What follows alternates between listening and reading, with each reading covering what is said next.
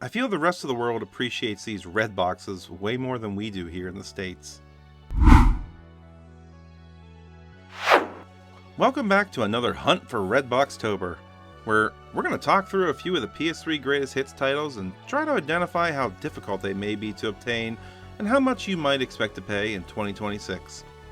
Not all greatest hits are created equal, with some being in every game store and booth, while others were only printed to check a box, and given the least amount of effort possible, I guess. Today's sample will span some RPGs, racing, shooters, and action-adventure titles that delighted people of all ages during the 7th generation, so strap yourselves in. And if you wouldn't mind giving a like and a subscribe, it would be absolutely amazing. Also, question of the day: what was your 7th generation console, and did you own more than one during that time period? We're talking PS3, Xbox 360, and Wii here, and I'll even accept the DS line and the PSP as viable answers too. Now, here come the games. First up is Final Fantasy XIII. This was one of the lower ranked Final Fantasy games in the mainline series. I personally put it lower as well, but I think it's because during the time I played this, I was moving over to the PS4, and so I played maybe a third of this game, and then I came back to it a lot later after I had the PS4. Probably didn't give it a fair shake either, but how does its weaker reception impact the complexity to find this game in the wild? Believe it or not, this game is so unbelievably common that you might just find 2 copies of it in a single location. And the price? It's about $10, both in person and online, shipped to your door. It's one of those few examples that we've seen so far where a game didn't have an online upcharge, and the title is also pretty flat, and with no indication of a price change coming in the near future. Kingdoms of Amalore Reckoning is a really interesting game here for me, personally. During the time this came out, I was heavily into World of Warcraft, where my guild leader at the time ran a decent-sized podcasting media company, and I believe he still does to this day. But he became friends with Kurt Schilling, the founder of 38 Studios, the company that made this game and a legendary pitcher in the Major League Baseball. Anyways, long story short, after multiple interactions with him and the teams and a number of us getting to know folks better, we were gifted codes for the game as a Christmas present in December of 2012. It's a really cool memory, and as such, the game holds a special place in my heart. And I was deeply saddened by the collapse of 38 Studios due to the relationships built up with the company. This is a pretty common game that today you can pick up for around $10 in greatest hits format in the wild. Online, hold your pants, it's also around $10 shipped to your door. So back to back 2 games here without any kind of special upcharge, and it's also showing no signs of changing in the near future. One thing to note in Kingdoms of Amalur, this game is also remastered on the PS4, where it is generally considered superior, so unless you're collecting everything on the PS3 or you just don't have a PS4 or PS5, I'd recommend that you pick it up on the latest console instead. Up next is Need for Speed Pro Street, and I have not had the pleasure of playing this one yet, other than putting it in for my nephew to play a few races last summer. So I can't really speak to if this is a beloved entry in the series or more of the same. I do know that you can find this one for $10 to $12 in person, and it has only the very slightest, and I mean the tiniest, slope over time, but it's there. Usually when I see any kind of noticeable slope or increase in pricing, let's say with this particular slope, that indicates that the internet is going to have it higher. But this is a common game that I see pretty regularly, so does that counter the slope? Unfortunately, no. It's closer to $15 to $16 online shipped to your door, but about 33% higher priced. My recommendation to you is to not pay those increased prices. This is an easy one to find if you're doing any kind of trying in person. Also to note, this game was a cross-gen title with a PS2, but I don't really have any information about that. The Battlefield series spans multiple console generations and is still alive and well today. I've only played the Bad Company games in this series back when it was still heavily focused on the single player, and then it evolved with the wildly successful Battlefield 3 and 4 into what I consider the modern Battlefield experience.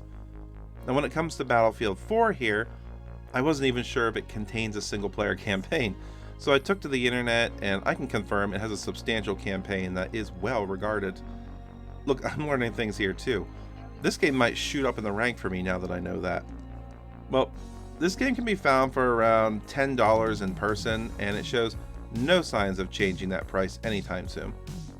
Online, it's closer to $15 shipped to your door, and like some other games on the list, it's also cross-gen with the PS4, and is unanimously considered the real version of the game there.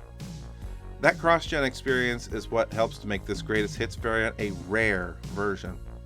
More resources were diverted to the PS4 experience than the PS3, so finding a PlayStation greatest hits copy of the PS3 in the wild is no easy task. And even though the low price point might indicate that this is easy to obtain online, that's simply not the case. If you're hunting for this and you find it, I'd grab it. This is also not a bad copy to pick up in an online acquisition as well. The LEGO series of games are almost timeless. They always look good and they play well on their respective consoles. Unfortunately, the LEGO Batman series is not one that I have played, so I can't really speak to that personally. However, financially and from a sort of a treasure hunting perspective, I can. Like many of the titles today, this one is a cross-gen title with the PS4, where it's generally considered a better experience, but not dramatically so. Like I said, they run well for whatever hardware they're on, so the PS3 and the PS4 versions are really close. The greatest hits title on the PS3 is only $8 at most game stores and booths, and it actually saw a reduction in price in the last couple of years, and it's been pretty steady ever since. Which is really odd to me because this is actually a rare title for greatest hits. It's not commonly found at all, unlike LEGO Batman 2, which you might use to balance a wobbly table with. Online, this is going for $15 to $20. That's a 100 to 200% price difference. I was lucky enough to pick mine up online for $12, and I'd recommend you do the same if you're serious about the PS3 Greatest Hits collection. If not, and you just want to experience this game, then go for the PS4 version. It's a better overall experience, and you can play it on the latest PlayStation consoles. The Shift series is Need for Speed's answer to the racing sims of Forza and Gran Turismo. I don't know that it ever took off, in the market because it's pretty crowded already with those two titans, and I haven't personally played this either. Shift 2 Unleashed saw a 50% spike in the second half of 2025, but then it leveled back down in the beginning of 2026. Any ideas why? Well, that's what happens when you see delisting on digital marketplaces. It was removed, and it took about 5 or 6 months to stabilize as buyers flocked to the physical media, panic buying this at around $16 to $20 peak for PS3 copies, wiping out its already relatively rare status. It wasn't just the PS3 delisting too, it was also delisted on Steam, and apparently this title has always had issues with licensing, so it might not be a bad idea to prioritize this. All that being said, Shift 2 is a $10 to $12 title in most stores and conventions, but online, it seems to still maintain that $16 to $20 price bracket, and honestly, and I hate to say it, that's probably fair. I gotta be honest, I have never enjoyed a single Tom Clancy game other than The Division. I tried the original Rainbow Six on PC, and I just didn't like squad-based shooters, I guess. And I tried the original Splinter Cell, and again, I didn't like stealth games, I guess. And that's what a lot of Tom Clancy is. I tried Breakpoint on the PS4, and I just couldn't get into it. The story was not pulling me in. But The Division?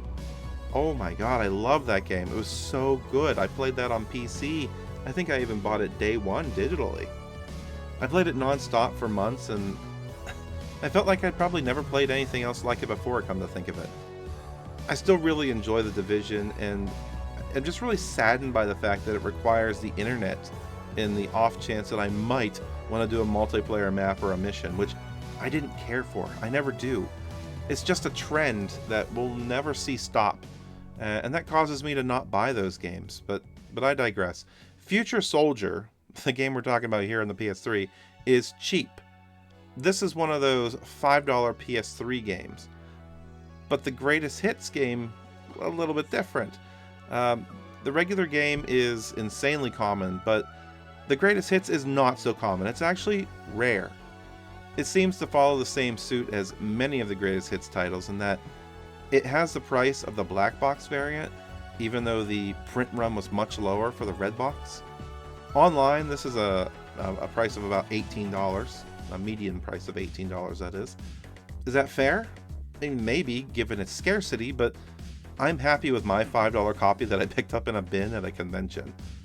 You might consider targeting this online, but I will say that this game has had a recent decline in price in the black box variant, and since it's so heavily tied to that, we've probably bottomed out in the price and it's not going to get any lower. The final PS3 greatest hits title to analyze today is Prince of Persia.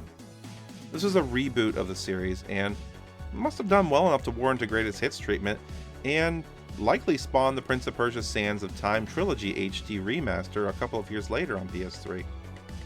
I never played this one, but I can tell you the complexity to find it is really hard.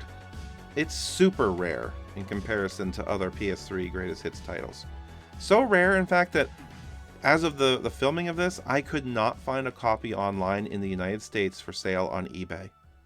There were a few copies in Canada, but who wants to pay import fees for something like that? That should be like a $10 game.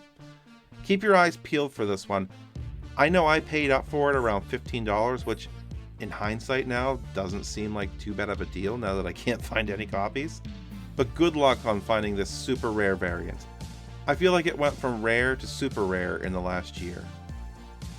Well, another 8 games of varying degrees of complexity to obtain, but every single one of them should be low priced. Should be. I mean, who knew games like Battlefield 4 or Lego Batman 3 would be so rare? Good luck out there building your PS3 greatest hits collection, and I hope if anyone is using this series as a guide that you're finding similar or better results than my little area of the world. I'm just outside of a medium-sized city, so I have access to a number of locations for games, conventions, and different pricing. And being smaller in the area, our prices aren't usually as high as, say, a New York or a Los Angeles-sized city, and for that I'm thankful. I'm curious, how do the prices that I have here compare to your area in person, specifically, in person? Let me know, and let's build a collection.